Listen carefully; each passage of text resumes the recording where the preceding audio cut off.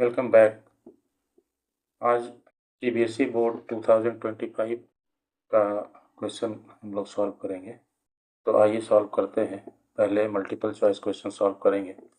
इसमें section A में 1 to 18 questions होते हैं, मल्टीपल चॉइस के होते हैं, और 19-20 असर्शन रीजन बेस्ड क्वेश्चन होते हैं, जो सभी के सभी 1 मार्क्स के हैं।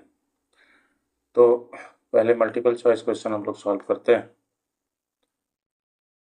फर्स्ट क्वेश्चन है, in the given figure PA is a tangent from an external point P to a circle with center O. If angle POB is equal to 115 degree POB, then angle PAPO, ये angle हम लोग को निकालना है। तो यहाँ देखिए दो काम कर सकते हैं। एक तो टेंजेंट रेडियस के ऊपर परपेंडिकुलर होता है, सो ये 90 डिग्री हो गया, और इस ट्रायंगल APO का ये एंगल एक्सटीरियर एंगल है। एक्सटीरियर एंगल अपने दोनों इंटीरियर अपोजिट एंगल के सम के बराबर होता है, इसलिए ये 90 plus x is equal to 115 हो गया। So x is equal to 115 minus 90, so ये हो गया हमारा 25 डिग्री, और इस तरह से ये ए इसका आंसर हो गया। दूसरा है, a piece of wire 20 centimeter long is bent into the form of an arc of a circle of radius 60 by pi centimeter. The angle subtended by the arc at the center of the circle is. तो यहाँ पे जो arc length का formula होता है, arc length का, वो होता है theta by 360 multiply 2 pi R. So ये आर्क लेंथ 20 के बराबर हो जाएगा। So 20 is equal to theta by 360 multiply 2 pi, R है 60 बाई पाई, ये पाई कैंसिल हो गया, और इससे अगर काटेंगे 60 मल्टीप्लाई 2 120 डिवाइड करेंगे 360 में, तो ये 3 मिलेगा, और इस तरह से थीटा इक्वल टू 20 मल्टीप्लाई 3 60 होगा, और इसलिए आंसर इसका हो गया बी। तीसरा क्वेश्चन है, 3 numbers in AP have the sum 30. What is its middle term? So 3 term हम लोग मान लेंगे, अल्फा माइनस बीटा, अल्फा और अल्फा प्लस बीटा, ये 3 AP के टर्म हैं। अगर तो ये दिया है alpha minus beta plus alpha plus beta is equal to 30। तो ये बीटा कैंसिल हो गया, so 3 alpha equal to 30, so alpha equal to 10। इसका आंसर हो गया बी। अब आइए क्वेश्चन 4 में, an arc of a circle is of length 5 pi and the sector it bounds has an area of 20 pi centimeter square. Its radius is, radius निकालना है। अब यहाँ देखिए आर्क लेंथ दिया हुआ है 5 पाई, तो फिर से फॉर्मूला हम लोग लगा दें आर्क लेंथ का, theta by 360 multiply 2 pi R, तो ये पाई कैंसिल हो गया। अब हम सीधा थीटा बाई 360 यहाँ से निकाल लेते हैं, सो 5 डिवाइडेड बाई 2r, और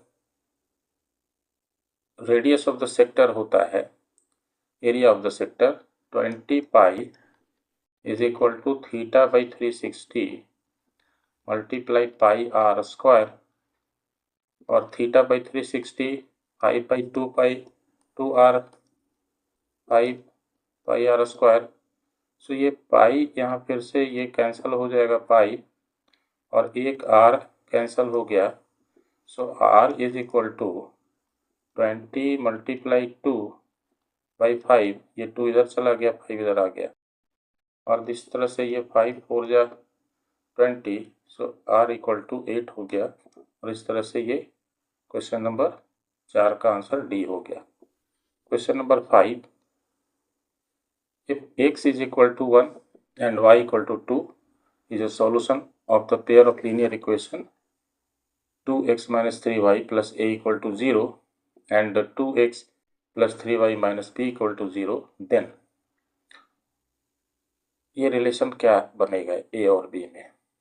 तो पहला इक्वेशन है 2x minus 3y plus a equal to 0, इसमें x is equal to 1, y equal to 2 put कर देते हैं, तो ये बनेगा हमारा 2 minus 6 plus a equal to 0, so minus 4 plus a equal to 0, so a equal to 4। दूसरा इक्वेशन है 2x plus 3y minus b equal to 0, यहाँ भी x और y का वैल्यू पुट कर देते हैं, y equal to 2, x is equal to 1, minus b equal to 0, so 2 plus 6 minus b equal to 0, so 8 minus b equal to 0, so b equal to 8 मिला, और 8 को 2 मल्टीप्लाई 4 लिखें अगर, तो ये 2a हो गया, b equal to 2a, so b equal to 2a, b answer हो गया सही। 6 नंबर में है 2 polynomials are shown in the graph below. The number of distinct zeros of both the polynomials is. अब देखिए ग्राफ एक्स एक्सिस को जहाँ पे कट करता है जितने पॉइंट पे, वो उसका ज़ीरो कहलाता है।